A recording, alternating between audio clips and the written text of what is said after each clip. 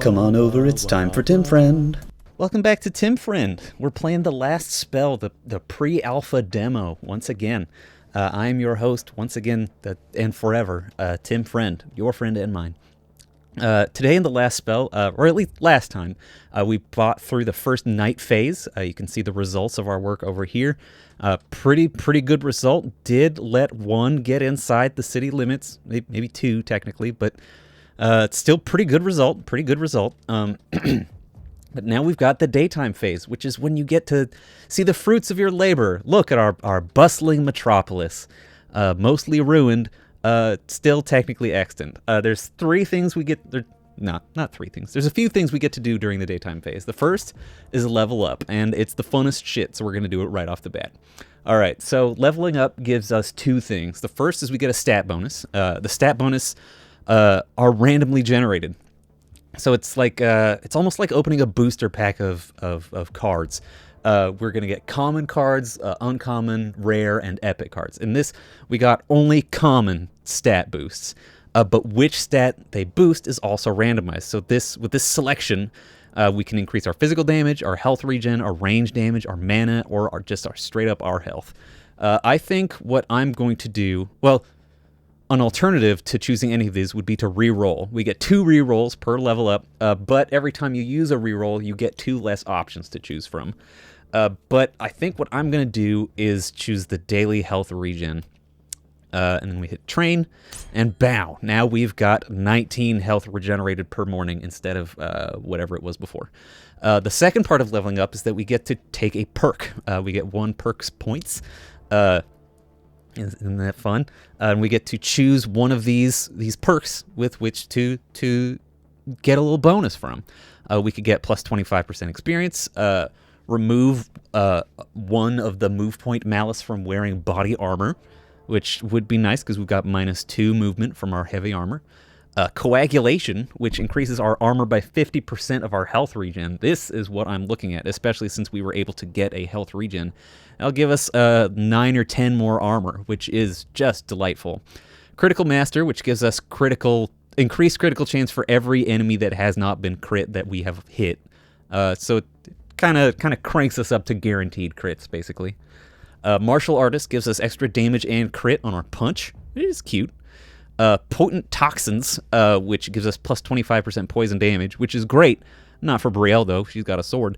Armor Breaker gives us plus 25% armor shredding on attacks, which would only be useful on weapons with the armor shredding capabilities, like our hand crossbow, actually. Swift as the Wind gives us potential to regenerate move points for each enemy damaged, and Steady Aim, which gives us more accuracy, which helps cancel out the inaccurate penalty, and +1 to skill range, as long as we didn't move. From these perks, I think the obvious choice is Coagulation for Brielle. It gives her a full extra 10 armor, so that's interesting. It does round up from daily health regen. Our 19 divided by 2 does turn out to be 10. But that's another 10 hit points that she's got every turn. Just delightful. Let's change over to Stormy. Stormy is our hand crossbowier, you know, that actual French phrase, who I think is a... Well, let's have her level up, get her stats first. She's got range damage, mana regen, physical damage, or dodge. So physical damage is, I believe it's only melee, so it's not just better than range damage. None of these are incredible. I think the only one that I would choose would be ranged damage, just to crank that up to a 10%. Let us do a little bit of extra with our quick shots.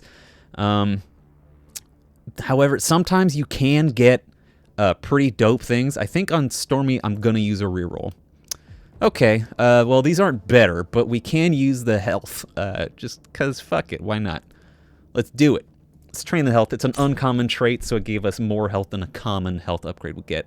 And for Stormy, Potent Toxins is just choice. That does get our slow death up to 50 poison damage, which is a fantastic breakpoint for poison damage, letting us 1-shot armored enemies and 2-shot clawers, assuming they don't get more hit points. Gosh, I'm afraid that might be the case. Rolando. Let's have you level up. Rolando's got some rare shit going on. He's got a mana increase, which is pretty good. Movement points increase, also pretty good. Would be better on Brielle, but we can't, beggars can't be choosers, etc. Or we could also give him a rare daily health regen, bringing up to a massive 29. And then we could also put the coagulation perk on him, which would give him another, plus 10 armor. Or it would give him plus 15 armor. It would be just delightful. So I think we're going to do that just because of his armor from, like, he's got some traits that give armor, he's got traits that give health, he's got traits that give resistance. If we get a 4th hero or like a sword, we could easily transition Rolando into being another frontliner. So let's do that. And Coagulator. It's not called Coagulator, it's called Coagulation. But I like Coagulator, makes it sound like a Saturday morning cartoon. The Coagulators. All right, so next we can do the stuff in town. We can spend our money on either structures, which are listed down here.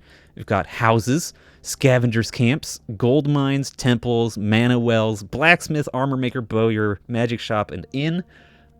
We could also spend our gold on gear from the shop, which is randomized every morning. You can see they've got this cool adamantium armor that is not actually that much better than our worn heavy armor, but it's green, so that's kind of cool. And I've got a plan that I've been thinking about when I went to the bathroom. We're going to get a potion of health for Brielle, so that she can heal herself. And then we are going to invest our money into building more money. So the gold mine building gives us some gold during the production phase. It gets gold slowly over time. So when we build a building, like, I don't think there's a way to rotate it, which kind of frustrates me. But, we can't always get et cetera, what we want. So let's put this gold mine right here, where it's kind of close to the well, close to the mana, the mage circle, etc. So this gold place, 1 use per production, gives us 15 gold. It is done.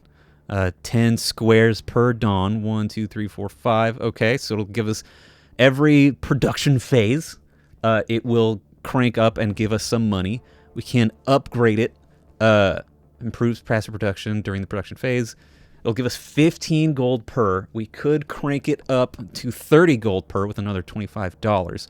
Or we could buy another gold mine with $45, which would... I think the mine plus is better. Doing that will give us, like... It'd be a total spend of 70 gold, but we'd get 30 gold per production, and we could spend workers on it to make it do even better. Workers are another resource that we have down here. We've got 4 workers. You get 2 workers per house built, so we might build another house. Let's increase our mine money and then throw a worker into it. So we get an immediate return of 30 gold on that shit. We're back up to 50 gold, which is pretty freaking sweet. Is there any other gear that I wanted to get? The armor's pretty bad. I do like these cursed pants, partly because they're called cursed pants, which I think is very funny. And the +3 daily mana regen is not bad. That's a whole nother lightning strike from Rolando. But the -10 daily health regen is not super worth it, especially for Rolando's coagulator thing. We could just get this holy ring, which gives him another +2 daily mana regen, or we could just get him this potion of mana. That's what we'll do. We're giving him a potion of mana. Right now it's just in our city inventory, but you'll get me. Workers, we can... Let's use these workers. So workers, in addition to working on buildings that you've constructed, they can also just start tearing apart these ruins. Like this ruin right here. We can just scavenge it for getting either 20 gold and 20 materials, or 40 materials and 10 gold. We're going to go for the gold right now because that's what we want to invest in. A good amount of gold for a good amount of friends. Let's build another building now that we've got 60 gold. I'm thinking of building another house or another gold mine. The gold mine would get us another 15 gold at the start of next turn. The house would let us do some more scavenging and work on the gold mines even more. I think we're gonna build the house. Yeah, let's build a house here, because the workers are not only used for scavenging and making gold here, but we will also be using them to heal our friends, as we get buildings that let us heal our friends. Okay, all right, so we've got that, and then we can scavenge this for another 10. Very good. Each ruin is worth a different amount of money and materials and costs a different amount of workers. I believe the rule is for each square the ruin takes up, that's another 1 worker it takes to destroy, and another 10 gold and 10 materials you can get from it. So like this well, this busted well, it only takes 1 worker to scavenge it, and it gives you 10 each. That's it. Whereas this 4 square building takes a full 4 workers, but you get 40 and 40. It's not like, oh, bigger get you more. It just costs more. It's pretty simple. Now we've got back up to that sweet spot of 45 gold again. Do we build another gold mine, or perhaps another house? If we build another house, now I think we actually build another gold mine. Yeah, I think that's the play. Let's get Brielle. You just get out of the way real quick. This has been quite a fucking money spending thing, because the gear has not inspired me. It has not inspired me in the shop. We could get a longbow, which has very long range. It would do very well on Brielle, but Brielle is going to be mostly focused on poisoning stuff right now, I believe. A wooden pistol, which would be okay. I would consider that on... Or, sorry, the longbow would go on Stormy. My bad. The wooden pistol I would keep on Brielle, just because it would give her another attack. But she's doing pretty well with the rusty two-handed sword. And it's not like we need it. She's pretty mobile with the charge of the two-handed sword. The rusty great axe is sort of an alternative to the two-handed sword. Instead of hitting 2 people in a line, it hits 5 people in a line, but the line is placed horizontally in front of you. So it gives big sweeping attacks, good for great big huge crushes of enemies, but we've already got lightning strike for that.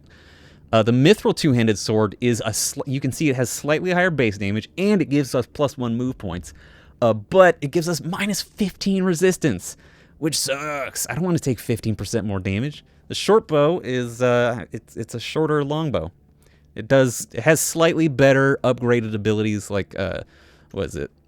Tight volley and rain of arrows are both radical, but it costs money, and we've got Stormy doing other stuff. Cursed Pants we've been over. I love Magic Hat. God, that cracks me up. +3 mana.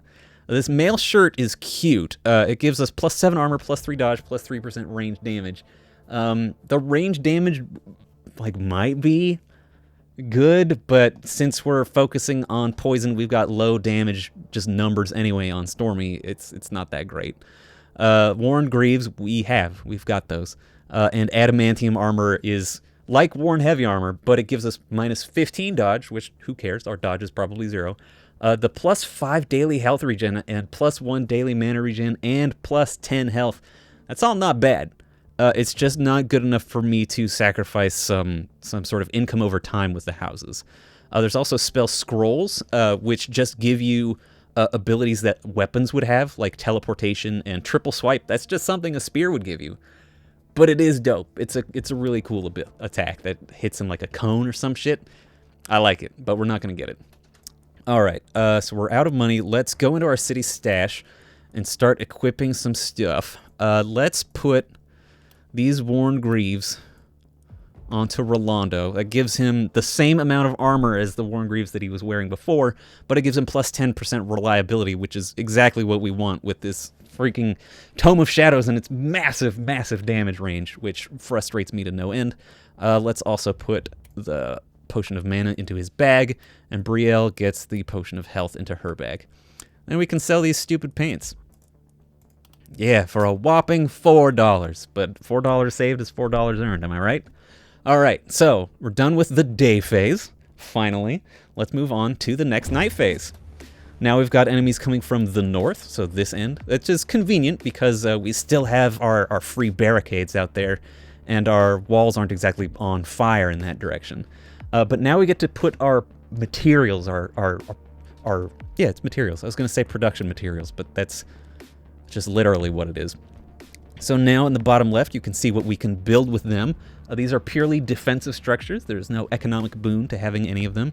We can build more barricades, which have, they're very weak defense, but they don't block line of sight, and we can build them anywhere.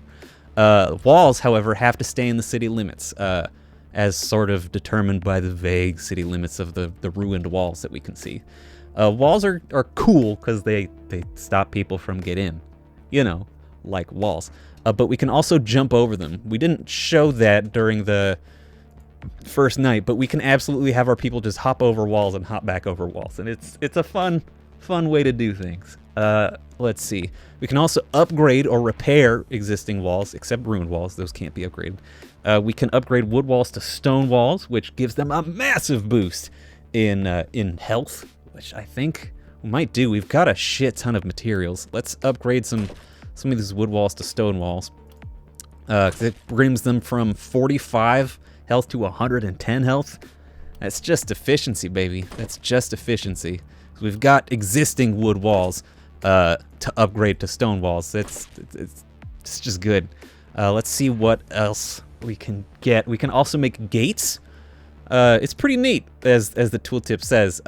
Heroes can pass through it. The problem is that it takes up a full 3 squares, which I do not have the space for on the north side. I've got vertical and horizontal gates. I really just think you should be able to rotate shit, though. That would have less visual clutter, but it does sort of add to the puzzle of where to put buildings in your town. It's a little cute. I've got the watchtower, which grants unrestricted line of sight to heroes that are atop it. This is great for people with like longbows, because you can put the tower behind your walls and they can still like shoot beyond the walls without being in any danger. I'm not going to make use of that because I got a hand crossbow. She's not going to have the range. I want her to be poisoning shit way out there, not staying back here and poisoning it when it's already too late. There's also the catapult, where for 3 action points we can shoot a massive shot that I've never tried. And you know what? I'm not going to try now. I'm gonna do what I know I sort of know works. We're gonna build some walls. We're gonna leave some holes, just because, because it's scary. There are some enemies that if there's no holes in your walls, they will just freaking loop all the way around to go for your magic circle when your heroes are still all the way over here. This definitely happened to me with dogs. I think they were called hounds. Now I think they're just runners. Not 100% sure, but whatevs. Let's build another. Should we upgrade one of these wooden walls? Let's just upgrade it. No, not that one. We'll upgrade this one. Upgrade. There. All right. So now I've got a nice thick stone walls. Definitely not going to have any problems this nighttime. Let's move everyone.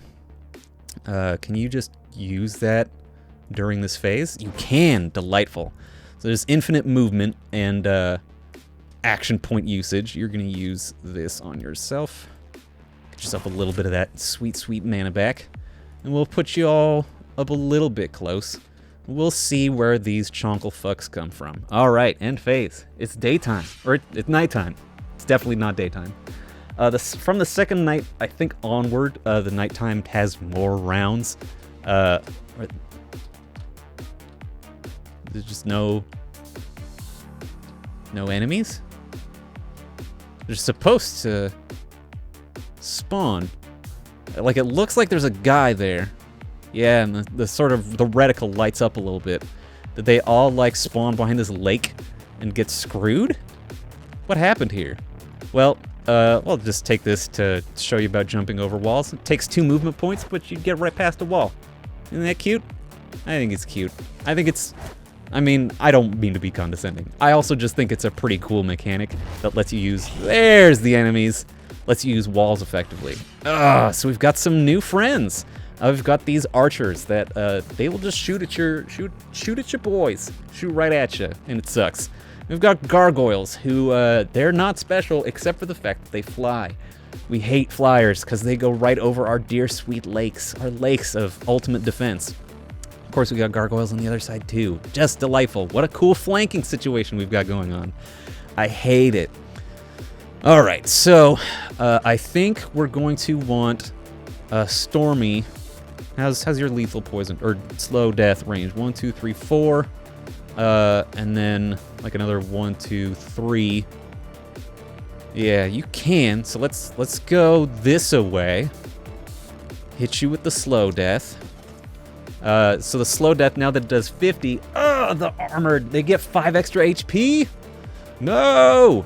Everything gets a little bit stronger every night. So that means these armored will still take multiple turns of being poisoned to die. Oh, I was hoping against hope that would not be the case. But it's still very effective to do this just because it slows them down way in the back there. And if we hit anything else that has just 100 HP, like the gargoyles, if we can land our slow poison on a gargoyle, that's a 2-turn death. Is there anyone else we should land it on? Let's put it on one of these runners, huh? If we go here and we go back 1, yeah, we can hit this one. All right, so that's the slow death. Ooh. However, I didn't exactly leave myself a great position to throw out quick shots. I beefed that one, didn't I? Oh well, you know, we're doing what we can out here in 2020. Who do I send left? Do I send both? No, I should only send one of Brielle or Rolando. Let's send Rolando out there first. There is a nice line. If we can, 1, 2, 3, 4. If we can go 4 more spaces, we can. Then it's not like the ideal line, but it's a line nonetheless. All right, I will take that indeed. That was a very choice lightning strike. That was 3 action points to kill 4 enemies. I am absolutely down with that. Now let's launch a couple of shadow bolts at this runner, or just one and let them die. Delightful. All right, that turned out pretty okay. And then for our dear sweet Brielle, let's charge up to here. Get some nice damage on those friends. We could then... We only got 2 charges, so if we rolled up and then slashed, we could then charge over here, and then down. There's 1, 2, 3, 4. Yeah, okay. So let's roll up, slash. Very good. Let's do the charge. Hopefully we can get a kill. All right. And then we do a thrust. And move 1 more space and thrust. I am loving this 2-handed sword. It is much better than it was in the previous version of the demo that I played. All right, so that runner is dead. The archer does shoot at Stormy, which sucks. And these 2 claws do take a bite out of crime being Brielle. And these friends just keep rolling what? Right into my depot. Looks like... I was gonna say it looks like we're getting more on one side than the other, but that's not really the case, is it? Let's... I think, try to kill this archer with Brielle if we can. I would love to land the slow deaths on these gargoyles with Stormy. I would need to move over 2. Yep, okay, that's 1. And then we do like a move forward. And that's 2. Those gargoyles are just dead, and they just don't know it. I guess they're called winged, but to me, they'll always be gargoyles. We can start doing quick shots now. This Archer's got 120 HP, which is, it's just a little bit too much for me. Let's see what we can do with some quick shots. We'll land 1 on each, just sort of see how it goes. We could then do another 1 on each. If we can get this archer down to 50, that would be pretty sweet, because now we can launch a slow death at it, and now it's just gonna die. It's in the jungle, baby. That's the long and the short of it. All right, unfortunately around Brielle, being pinched like this is a bummer. I kind of want to roll over here and start messing up these 2. They're not going to get very far, is the thing. And if we launch a slow death, he'll go 1, 2, 3. Yeah, okay. So I think Brielle's deal this turn will be to move around. Let's throw a punch at this friend, huh? Just deck him in the face until he's a corpse. And then thrust here after moving, because we're cute like that. And then just start rolling what over here. Let's crank up our block using Fortify and just get ready to support this side. This side with our dear sweet Rolando. What will we do? I think I'm tempted to launch a lightning strike here. That'll do a significant amount of damage. It might kill the gargoyles. It could, but it almost definitely will not kill these armoreds. And I'm more worried about these friends up close. Whoops, there's my alarm. Guess who gets to do laundry today? I know. It's exciting stuff. Let's launch some Shadow Bolts. Let's kill this gargoyle and try to kill this runner. Of course we don't, because that's just the way the RNG goes. We could roll up there and deck that runner in the face, which I'm a little tempted to do, and then drop a fireball right in the midst of them, which would hurt them, but probably not kill. It wouldn't kill anything. Let's do it. Fuck it. Battle Mage, baby. Punch it. Punch it until it's dead. Now, do we launch a fireball here? What does fireball do? It's just raw damage. Just straight up raw damage. We could do... So we've also got what's called Weakening Touch, which reduces resistance, which is pretty cute. The fact that it can make resistance go into negative, so we do an extra 30% damage to everything, is not bad. Especially if we can land a Weakening Touch and then a Lightning Strike in the same sort of zone. I just need to remember to do it, is the thing. That's the biggest problem, is that I forget it exists. Alright, Rolando's back. Our slow death triggers on a bunch of friends. These winged friends are dead and just haven't realized it yet. The Claw deals no damage to dear sweet Brielle. Should we launch a weakening Thinglebop? You know, the weakening Thinglebop. Let's, Brielle still probably can't. She can get up to here and then charge to here and really, really wail into these friends. Let's do that. We'll do a move 2 with a thrust, is basically a guaranteed kill. And then we can charge. We could charge again. It's 1, 1, and 1. What would be the point, though?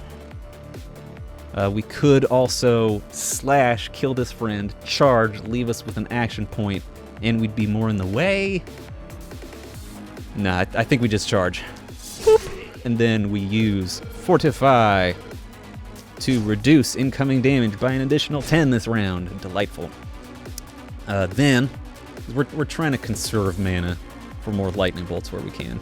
Let's use a slow death. Delightful. Should we roll up and try to get the slow death on him? That's only 2 movement points. I'd say we go for it. Yeah. Ooh, it feels good. And it lasts for 3 turns. We could launch a slow poison on this archer. A slow death. I'm so sorry. I keep calling it slow poison because I'm getting confused with, like... God, what am I getting confused with? I think I'm getting it mixed up with World of Warcraft, which is a little hilarious. Let's just plug this guy in the face, huh? 1 and 2. And 1 and 2. Just really hoping for higher rolls, but that's just the way the cookie crumbles, isn't it? And you can move on back, because we're getting slowly overwhelmed over there. Rolando, let's have you Shadow Bolt that. And then Fireball here. Oh, you can't. Okay, that's fine. Let's have you... Can you dunk on this man? Good. Can you now Fireball this? That only costs 1 mana. Alright, we've got 2 action points left.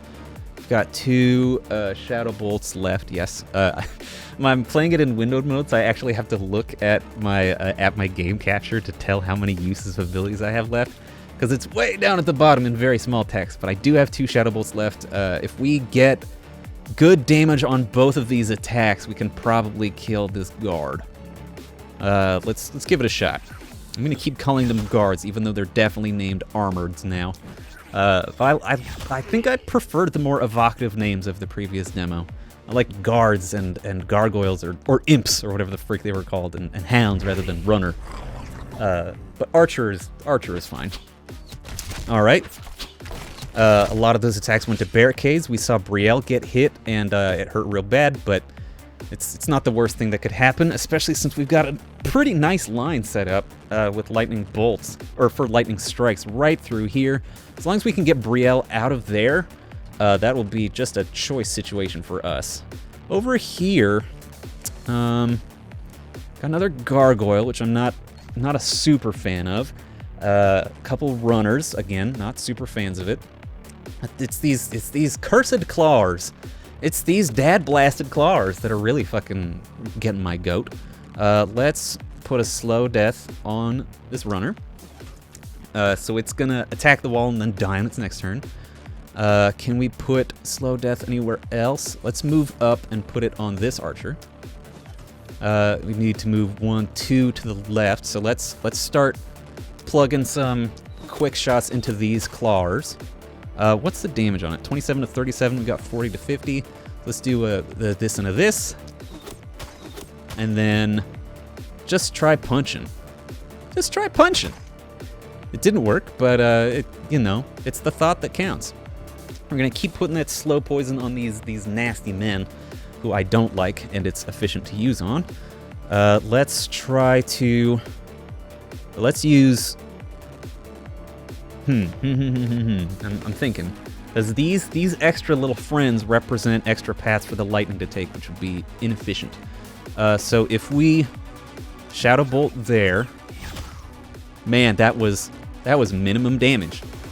That makes me a little bit cheesed, a little bit peeved. Let's launch another one here.